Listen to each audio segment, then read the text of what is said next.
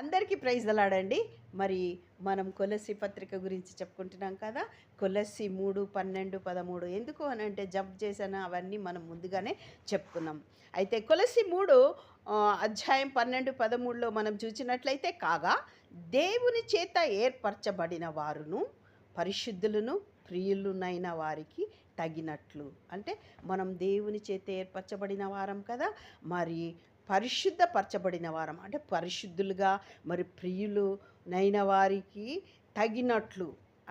అంటే ఆ పరిశుద్ధతకు తగినట్లుగా ప్రియమైన వారిగా మనము జీవించడానికి మనం ఏది ధరించుకోవాలంటగా అంటే జాలిగల మనస్సును, దయాళత్వమును, వినయమును, సాత్వికమును, దీర్ఘశాంతమును ధరించుకోవాలంట.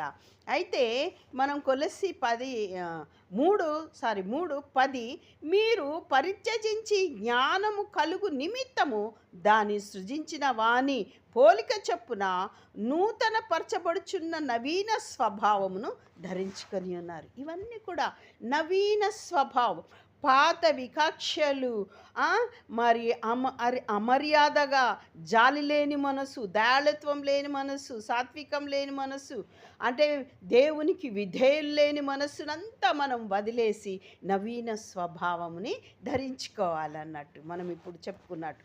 13వ వచనం, కొలస్సి 3:13 వచనంలో ఎవడైనను తనకు హాని చేసిన ఎడల, అంటే ఒకడు హాని చేసిండు అనుకోండి, అప్పుడు ఒకరినొకడు సహించుచు ఒకరినొకడు క్షమించడు.